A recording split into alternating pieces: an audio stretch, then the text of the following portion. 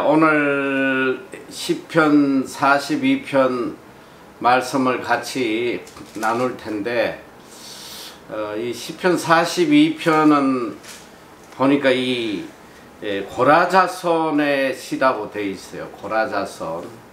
그리고 또 마스길이라는 이런 내용이 나오는데, 이 고라는 누구냐면 성경에 보면 당을 지어서 모세를 대적했던 아주 불순종의 대명사인 이 자손이 고라 자손이에요. 근데 이 고라 자손도 누구냐면 이 레위 지파예요. 성전을 돌보는 이런 레위 지파인데도 불구하고 모세를 대적하고 하나님을 대적했던 그런 자손입니다. 그리고 여기 또 보니까 마스길이다 이렇게 나와 있는데, 이 시편이 150편인데 이 마스길이란 말이 나오는 것은 13편이 있습니다. 근데 이게 정확한 뜻이 뭔지를 학자들도 잘 몰라요. 그러나 다만 이 성경에 보면 시편 47편 7편에 보면 이게 지혜로 번역이 되어 있다고 그래요. 지혜로 이 마스길. 그런데 뭐 이게 중요한 게 아니고 이게 고라 자손의 시다. 그래서 이 학자들이 그럼 이게 고라 자손들이 지은 시인가, 뭐 이 의견들이 분분합니다만은, 근데 많은 또 학자들은 이 시를 다윗의 시라고 말하는 분들이 많이 계세요. 그래서 저도 일주일 내내 이 시를 이렇게 묵상을 하다 보니까 다윗이 지은 시가 아닌가 생각이 들어요. 너무나 다윗의 삶과 다윗이 겪었던 상황과 일치하기 때문에 아마 다윗이 하나님께 부르짖었던 시가 아닌가, 저도 그렇게 생각을 합니다. 자, 이제 그걸 염두에 두고 우리가 이 시를 같이 한번 공부를 해볼 텐데, 이 시편 42편은 참 신앙인으로서 굉장히 공감이 가고, 내 모습은 과연 어떤지를 깊이 돌아볼 수 있는 너무나 귀한 그런 신앙의 고백입니다. 현실과 신앙 사이에서 혼회할 수밖에 없는 이 신앙인의 현실을 그대로 보여주고 있어요. 오늘 우리 인생들은 누구나 다 평안하기를 바라요. 평탄하고 평안하게 살기를 소원하지만 현실은 그렇지 않거든. 살다 보면 정말 낙담할 수밖에 없고 가슴을 찢고 울부짖을 수밖에 없는 그런 고통의 현실들이 우리 인생의 삶 속에 누구에게나 닥쳐온단 말이에요. 그런 처절한 고통의 순간이 나에게 왔을 때에 하나님을 신뢰하는 신앙인은 과연 여기서 어떤 자세로 이 상황을 해결해야 하느냐. 오늘 이 본문의 이 시편 저자도 동일하게 그 현실과 신앙 사이에서 갈등하는 너무나 처절한 그의 울부짖음을 볼 수가 있습니다. 뭐 신앙인이라고 해서 항상 기쁠 수만은 없는 거죠. 그리고 언제나 어떤 상황에서든지 담대하게 기쁘게 살아갈 수 있다면 얼마나 좋겠냐마는 어떻게 보면 신앙이라는 것이 일평생 갈등의 연속이에요. 선택의 과정이란 말이지. 매 순간순간 갈등하며 선택해 나가는 그 연속이 바로 신앙생활이다 생각을 합니다. 오늘 여기 1절에 보니까 참 이 가슴이 와닿는 말씀이에요. 하나님이여 사슴이 시냇물을 찾기에 갈급한 같이 내 영혼이 주를 찾기에 갈급하나이다. 이 단순한 한 절 말씀이지만은 여기에는 얼마나 간절한 그의 애절함이 여기에 들어있는지 몰라요. 사슴이 시냇물을 찾기에 갈급한 같이 내 영혼이 주를 찾기에 갈급하나이다. 오늘 우리 인생은 평생 이렇게 갈급한 삶을 살아요. 갈급하지 않는 인생이 누가 있겠어? 여러분 자신을 지금 한번 돌아봐요. 뭔가 해결해야 될 너무나 갈급함이 여러분 속에 있단 말이에요. 그런데 도대체 그 갈급함이 뭐냐? 무엇 때문에 내가 이렇게 갈급한가? 한번 자신을 뒤돌아봐요. 제가 볼 때는 여러분에게 가장 갈급함이 뭐니 해도 뭐니가 아닌가 생각이 들어. 얼마나 이 물질에 대한 갈급함이 강한지. 아마 모든 인생에게 가장 갈급한 것이 이 물질의 문제인 것 같아요. 예수를 믿으나 안 믿으나 평생 갈급하며 살아가는 게 물질, 또 세상의 성공, 세상의 쾌락. 가장 중요한 것은 내가 지금 무엇 때문에 이렇게 갈급해 하고 살아가느냐. 이건 정말 너무나 중요한 거예요. 오늘 우리가 갈급해서 안 될 것에 갈급하고 살아간다면 이 인생만큼 비참한 인생이 어디 있겠냐 말이죠. 오늘 이 1절에 이 말씀 중에 참 가슴에 와닿는 말씀이 그거예요. 내 영혼이 주를 찾기에 갈급하다. 내 영혼이 주를 찾기에 갈급하다. 하나님에 대한 이 갈급함. 참 이 말씀을 묵상하면서 가슴에 찔림이 있죠. 정말 내 삶이 하나님에 대해서 이렇게 갈급한 삶을 살아가고 있느냐. 그리고 더 중요한 것은 뭐냐면 하나님에 대해서 갈급해 하는데 과연 어느 정도 갈급해 하느냐. 오늘 이 시편 저자는 이렇게 표현을 하고 있어요. 사슴이 시냇물을 찾기에 갈급한 같이. 이게 그저 아름다운 한편의 시로 보입니까?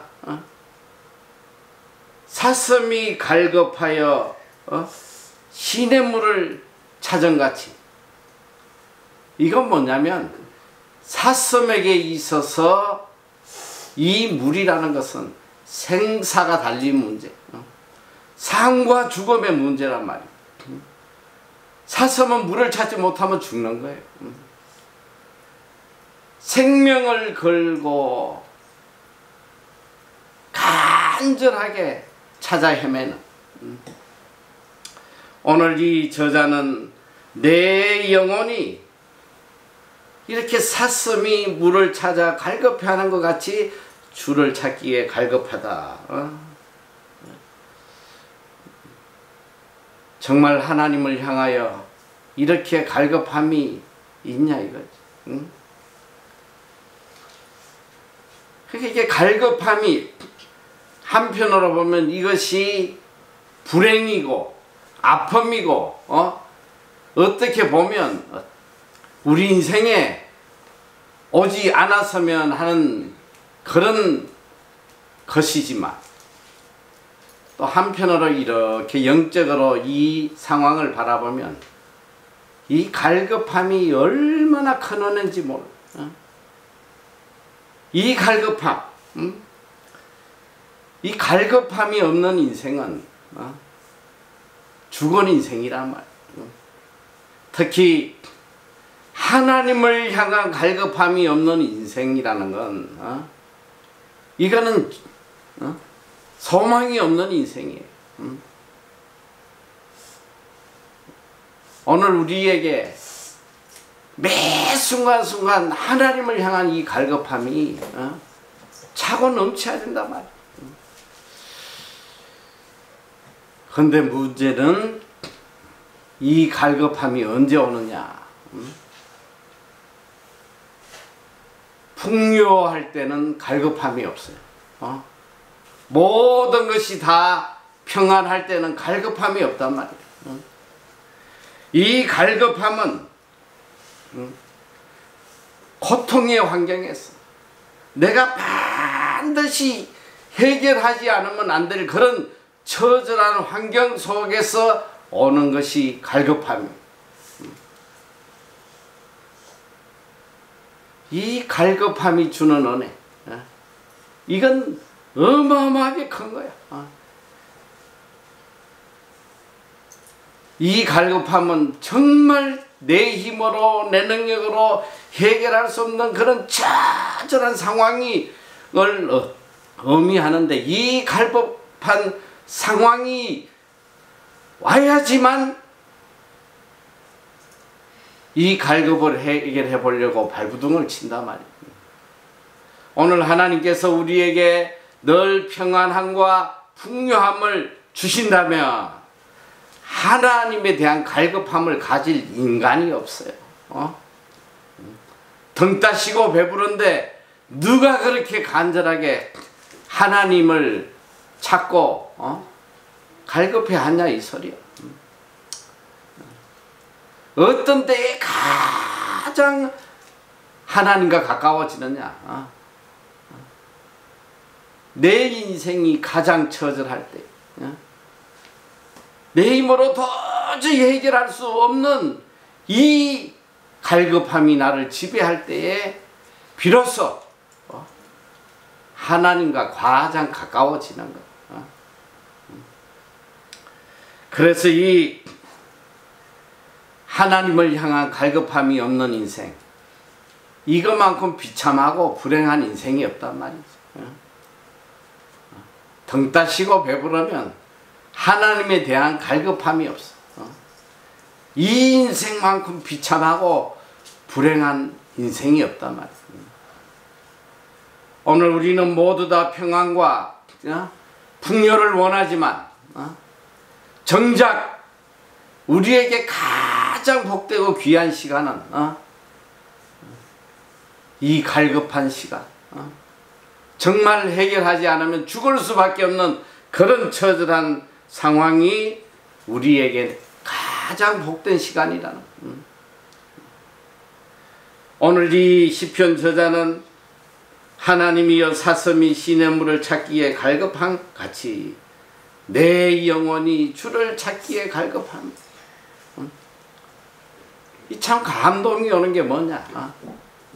이 처절한 환경 속에 그가 이렇게 간절히 찾은 것은 돈도 아니고 성공도 아니고 평안도 아니에요. 그가 생명을 걸고 이렇게 갈급해야 하는 대상은 바로 오직 하나님 한 분이었다.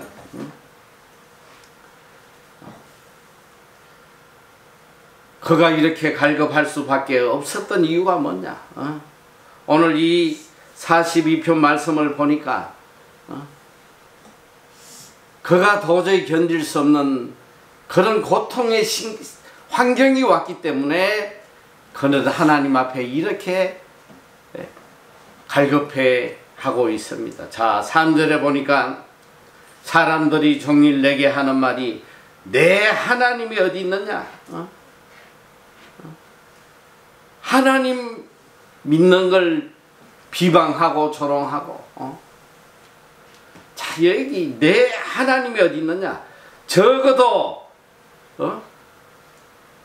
이 수많은 사람들이 그에게 이렇게 비방할 때, 야, 네 하나님이 어디 있어? 야, 네가 믿는 하나님이 살아계시면 네 꼬라지가 왜 그래?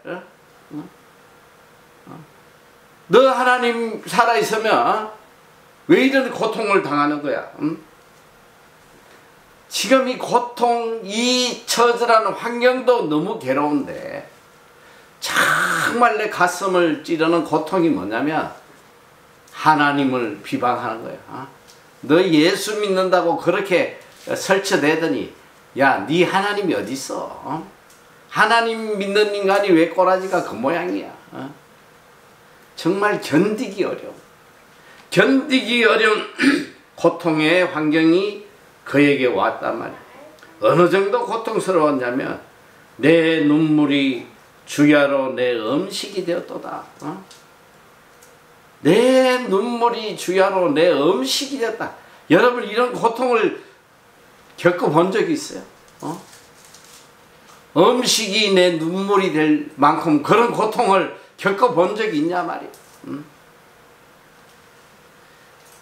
이런 고통이 왔기에 그가 이렇게 처절하게 생명을 걸고 하나님을 갈급해하는 거예요.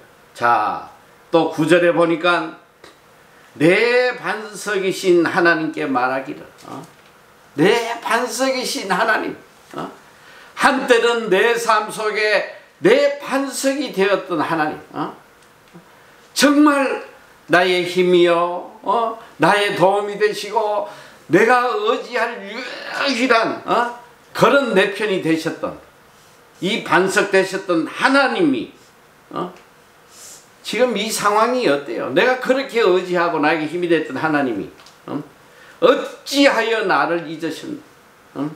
어찌하여 나를 잊으셨습니까? 내가 어찌하여 원수의 압제로 말미암아 슬프게 다니니까 하리이다. 어찌하여 나를 잊으셨느냐? 하나님의 존재에 대한 확신이 사라질 때, 여러분, 이거보다 고통스러운 게 어디 있어? 정말 하나님이 살아 계실까? 정말 하나님이 나를 생각하고 계실까? 하나님이 나를 버리셨나?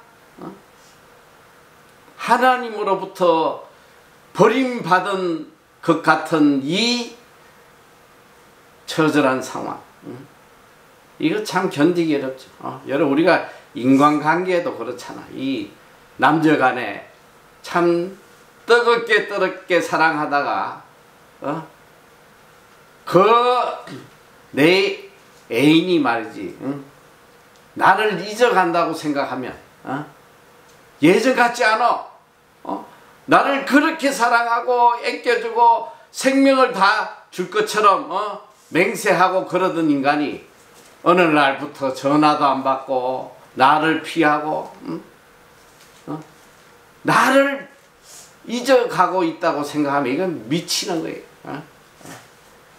이거는 안 겪어본 사람은 말할 수가 없어. 나도 우리 집사람한테 이렇게 한번 당한 적이 있어. 군대 가서 아파서 병원에 입원했는데 나는 매일 찾아올 줄 알고 기대하고 눈이 빠지게 기다리는데 나타나지 않더라. 전혀 나타나지 않아요. 이야, 그때 정말 죽고 싶었어. 이건 안 겪어본 사람이 이해할 수 없는 상황이야. 오늘 이 시편 저자는 내 반석이셨던 하나님, 그렇게 나를 사랑하고 나에게 도움을 주시고 힘이 되셨던 내 반석이셨던 하나님께서 이제는 나를 버리신 것 같아. 잊어버리신 것 같아. 어찌하여 나를 잊으셨나이까? 그 나를 잊으셨다는 증거가 뭐야? 원수가 나를 압제하고 나를 죽이려고 하고 이렇게 내가 눈물이 음식이 되도록 고통 속에 있는데 하나님은 보이지 않는 거예요. 하나님의 도움은 나타나지 않아요. 10절에도 보니까 내 뼈를 찌르는 칼같이 내 대적이 나를 비방하여 늘 내게 말하기를 내 하나님이 어디 있느냐 하도다. 얼마나 처절한 고통이에요. 제일 큰 고통이 하나님의 존재에 대한 확신이 사라질 때에 이건 모든 게 다 무너지는 거예요.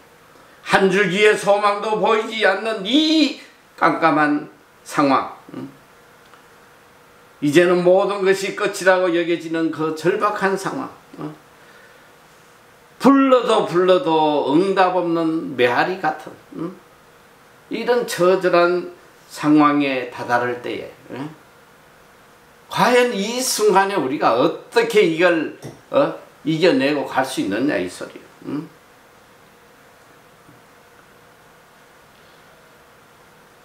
이 얼마 전에 제가 한번 TV를 이렇게 보는데 이 자살하는 사람들의 이유, 이 사람들이 이렇게 자살을 하게 되면 뭐 우리는 뭐 자살하는 사람들을 뭐 왜 그렇게 그 힘으로 살지 뭐 이런 소리를 쉽게 하지만 뭐 저는 이 자살한 사람들을 볼 때마다 참 마음이 아파요. 얼마나 고통스러웠으면, 얼마나 괴로웠으면 저렇게 죽을 수밖에 없었겠나. 그런데 이 자살하는 사람들의 공통적인 특징이 뭐냐면 죽기 전에 마지막 순간까지도 누군가 나를 붙잡아 주기를 바라는 그 심리가 있다는 거예요. 마지막 순간까지도 누군가 하나 나에게 도움을 줄 사람이 없을까? 그 기대하는 심리가 다 있다는 거예요. 언제 자살하느냐? 이제 더 이상 나를 도와줄 사람이 없다고 생각할 때에, 이 세상에 내가 의지할 것이 더 이상 없다고 생각할 때에 죽을 수밖에 없는 거예요. 오늘 이 시편 저자의 상황이 바로 이런 처절한 상황이야. 그는 울부짖어요. 어찌하여 나를 잊으셨나이까? 한때 나의 반석이셨던 하나님이 어찌하여 나를 버리셨나이까? 더 이상 소망이 보이지 않는 거예요. 세상의 조롱이 이렇게 판을 치는데 여기 보니까 3절에 사람들이 종일, 이게 한두 번도 아니고 종일이야. 종일. 하루 종일 내게 하는 말이 야, 네 하나님이 어디 있느냐? 하루 종일 볼 때마다 나를 비난하고 조롱하고 내 눈물이 주야로 내 음식이 될 만큼 그런 처절한 상황.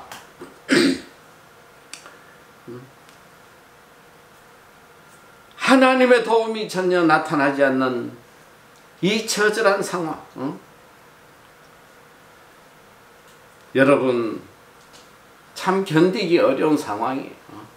과연 이런 상황이 우리의 삶에 왔을 때에 과연 우리는 어떻게 하느냐? 제가 살아오면서 보니까 이런 고통의 순간이 올 때에 두 가지 종류의 모습이 나타나더라고요.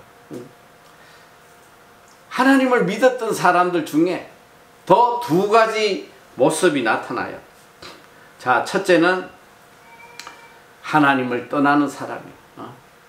하나님과의 모든 관계를 청산하는 거예요.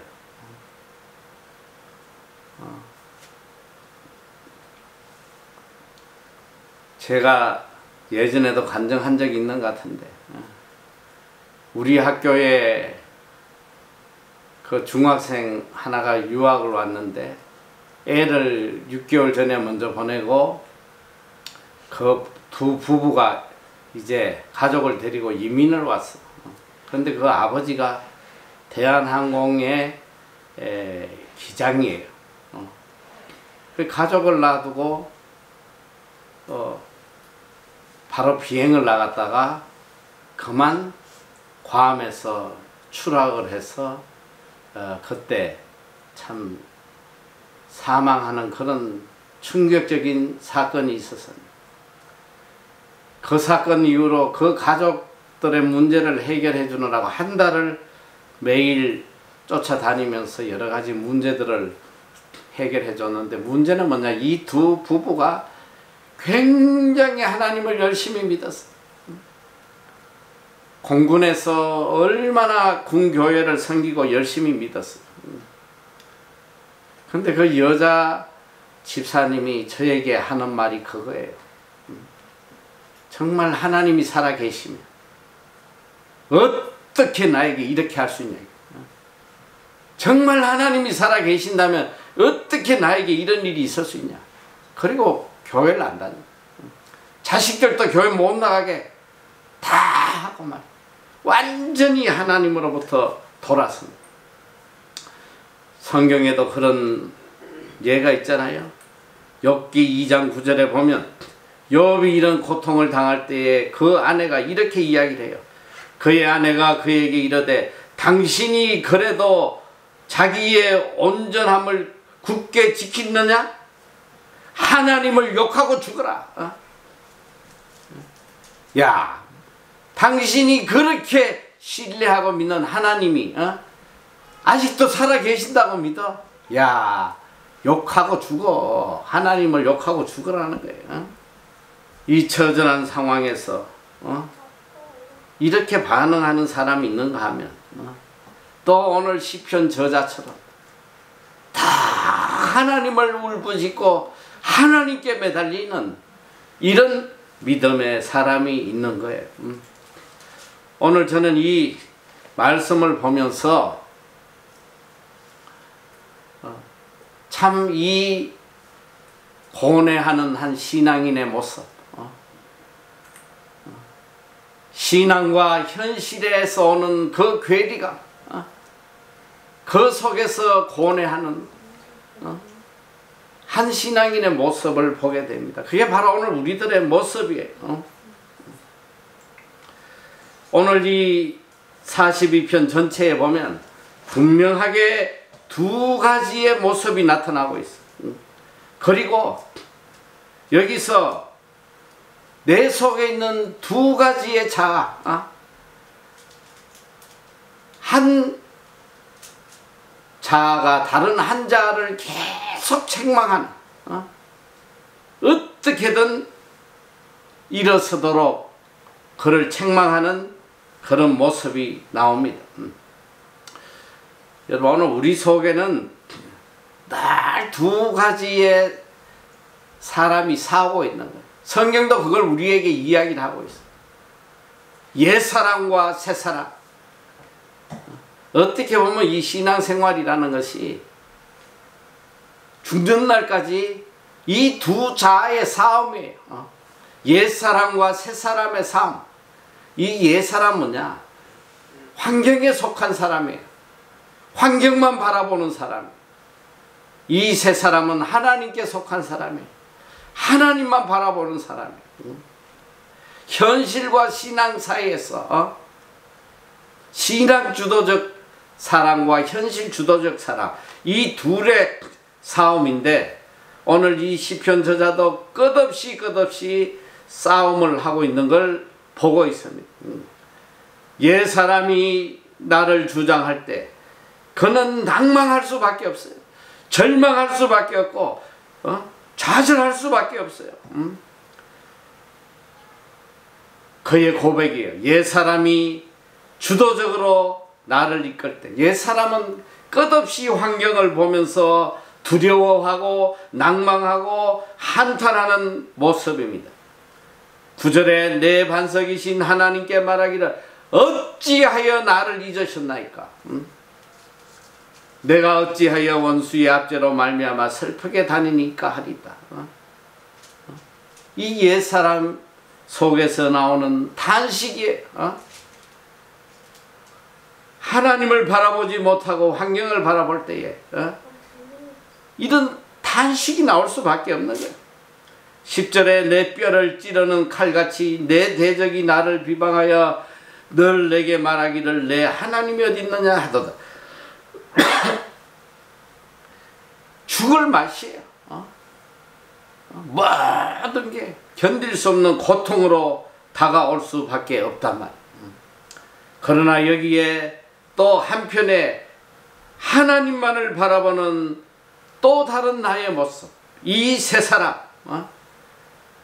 그는 오히려 하나님을 찬양하고 하나님을 바라보며 하나님을 붙잡으려고 발부둥치는 모습이 나옵니다. 자, 4절에 보니까 그는 이 처절한 상황 속에서 이렇게 고백해요.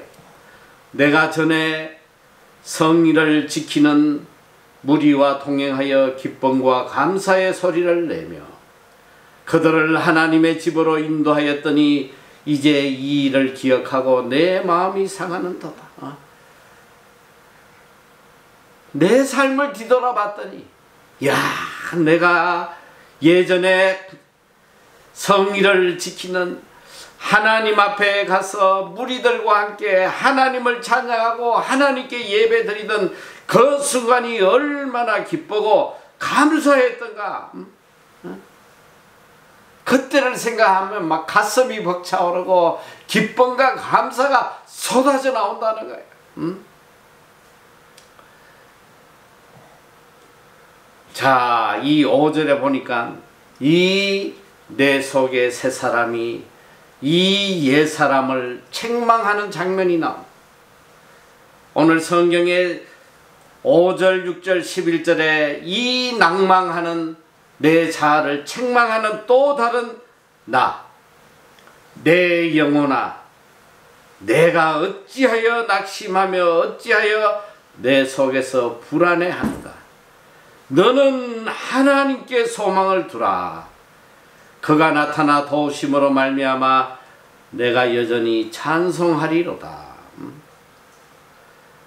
네가 어찌하여 낙심하냐, 어찌하여 불안하냐. 너는 하나님께 소망을 두라. 너가 하나님께 소망을 두면 하나님이 나타나서 도우심으로 네가 여전히 하나님을 찬송할 수밖에 없을 것이다. 이 소망의 말씀, 다 끝이라고 생각하는 이 처절한 상황 속에서 내 속의 세 사람은 여전히 하나님을 바라보며 소망을 갖고 살아간다 이 소리. 또 그는 이야기합니다. 내 하나님이여, 6절에 내 영혼이 내 속에서 낙심이 되므로 내가 요단 땅과 헤르몬과 미살산에서 주를 기억하나이다. 오늘 요단 땅, 헤르몬, 미살산, 이게 뭐냐? 이 시편 저자의 처절한 상황을 이야기하는, 예루살렘 성전에서 늘 하나님께 찬양하고 예배드리던 그 좋았던 시절은 흘러가고 이제 이 반란군에게 쫓겨나서 이방 땅, 헤르몬산 있는 그 먼 이방 땅에서 거기서도 지금 주를 기억하고 있다. 나에게 은혜 베푸셨던 하나님을 기억하고 하나님을 그리워하고 있는 거예요. 8절에는 정말 놀라운 고백이 있습니다. 낮에는 여호와께서 그의 인자하심을 베푸시고 밤에는 그의 찬송이 내게 있어 생명의 하나님께 기도하리로다. 이 처절한 상황 속에서도 낮에는 여호와께서 인자함을 베푸시고 밤에는 그의 찬송이 내게 있어 생명의 하나님께 기도한다.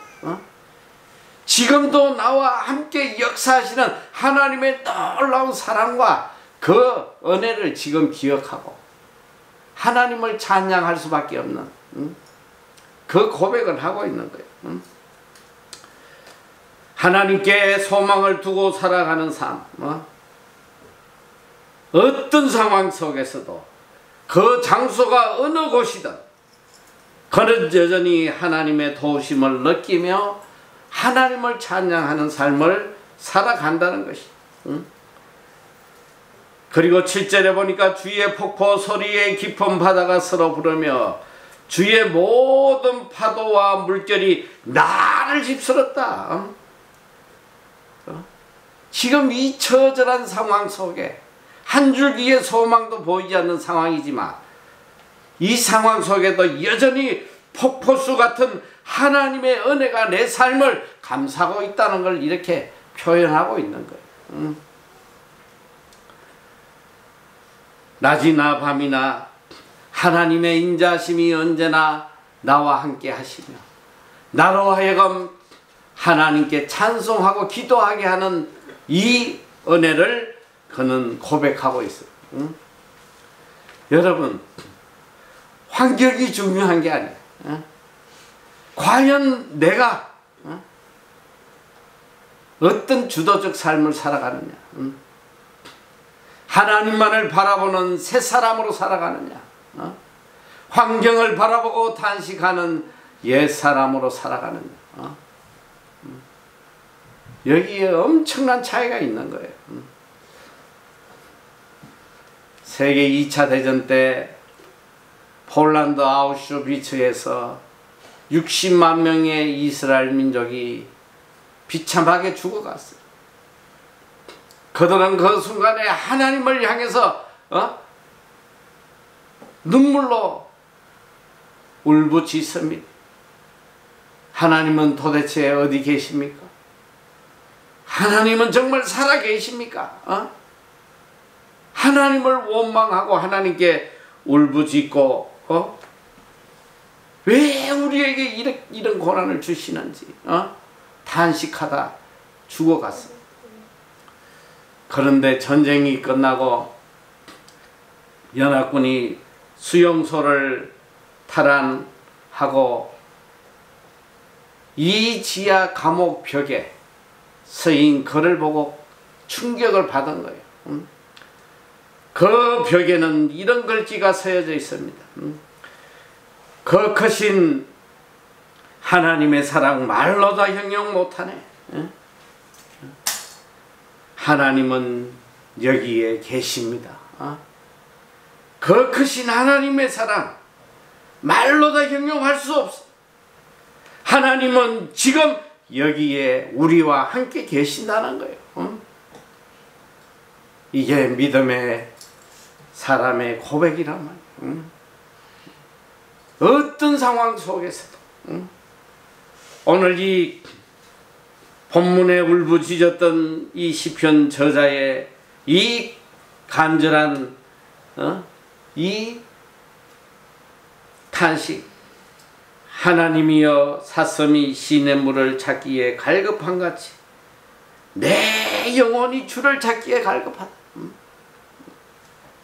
그런 처절한 환경 속에서 하나님 이 환경을 좀 바꾸어 주십시오. 내 적을 좀 다 죽여 주십시오.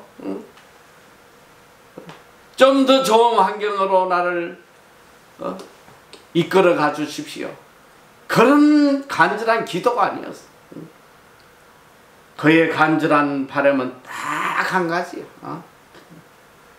내 영혼이 주를 찾기에 갈급합니다. 주님만 나와 함께 하시면 됩니다. 하나님의 존재를 내가 확신할 수 있도록 깨닫게 해 주십시오. 하나님이 나와 함께 하신다는 것을 확신할 수 있는 더 큰 믿음을 달라는 그의 고백이란 말이에요. 이사야 43장 1절 2절에도 참 놀라운 고백이 있습니다. 야곱아 너를 창조하신 여호와께서 이제 말씀하시느니라. 이스라엘아 너를 조성하신 자가 이제 말씀하시느니라. 너는 두려워 말라. 내가 너를 구속하였고 내가 너를 지명하여 불렀나니 너는 내 것이다. 내가 물 가운데로 지날 때에 내가 함께 할 것이다. 강을 건널 때에도 물이 너를 침몰치 못할 것이며 내가 불 가운데로 행할 때에도 타지도 아니할 것이다. 불꽃이 너를 사르지도 못하리라. 놀라운 말씀입니다. 물 가운데도, 불 가운데도, 이 물과 불은 뭐냐? 죽음이에요. 이 죽음 가운데서도 내가 너와 함께 할 것이라고 하나님은 분명히 말씀하고 계세요. 오늘 이 시편 저자는 2절에 이렇게 말씀을 고백을 합니다. 내 영혼이 하나님 곧 살아계시는 하나님을 갈망하나니. 내 영혼이 하나님 곧 살아계시는 하나님을 갈망하나니. 이거 엄청난 고백이에요. 살아계시는 하나님, 지금도 살아 역사하시는 하나님, 이 하나님을 내가 간절히 갈망하고 있다. 이 살아계시는 하나님, 이 얼마나 놀라운 말씀. 이 말씀만 제대로 깨닫는다면 어떤 고난이 와도 어떤 환난 속에서도 하나님을 찬양하고 살아갈 수 있어. 살아계시는 하나님. 제가 참 주의 종이 안 되려고 발악을 하고 하나님이 수도 없이 매를 때려도 끝까지 발악을 하고 살았을 때 하나님께서 매를 들었어요. 그냥 전 가족이 교통사고로 죽을 뻔했잖아요. 무릎이 박살이 나가지고 앰뷸런스에 실려가지고 응급실에 실려가서 누워있는데 운전을 했던 내 친구가 목발을 짚고 응급실에 찾아왔어. 참 너무 절망적인 상황. 그런 처절한 상황에서 이 친구가 막 미안해서 어떻게 말을 해야 될지 몰라서 주저주저하고 있을 때 제 입에서 이런 고백이 터지는 거예요. 예, 하나님은 살아계시. 하나님이 살아계시기 때문에. 그러면서 내 마음속에 이제껏 경험하지 못했던 그 기쁨과 평안이 물밀듯이 솟아나는 거예요. 이제껏 경험하지 못했던 그 평안함이 하나님이 살아계시다.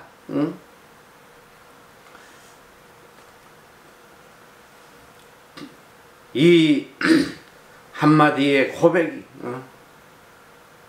내 인생을 바꾼 거야. 내 삶을 송두리째 바꿨단 말이야. 하나님은 살아계시다. 내 영혼이 하나님 곧 살아계시는 하나님을 갈망하나. 이거보다 더 큰 고백이 어딨어. 살아계시는 하나님을 갈망. 그래서 성경은 이 시편 저자가 우리에게 들려주고 싶었던 이 결론적인 말씀이 뭐냐? 내 영혼아, 11절, 내가 어찌하여 낙심하며 어찌하여 내 속에 불안해하는가? 너는 하나님께 소망을 두라. 나는 그가 나타나 도우심으로 말미암아 내 하나님을 여전히 찬송하리로다. 너는 하나님께 소망을 두라는 거야. 환경 바라보지 말고 인간 바라보지 말고 오직 하나님께 소망을 두어라. 그가 나타나 도우심으로 말미암아 내 하나님을 여전히 찬송하리로다. 찬송할 수밖에 없는 이 엄청난 은혜를 누릴 것이라고 말씀하고 계십니다. 낙심하지 말고 사슴이 시냇물을 찾기에 갈급함같이 죽을 힘을 다해서 네 영혼이 주를 찾기에 갈급하라는, 그리고 오직 하나님께만 소망을 두라는, 하나님의 폭포수 같은 은혜를 기억하며 살으라는 거예요.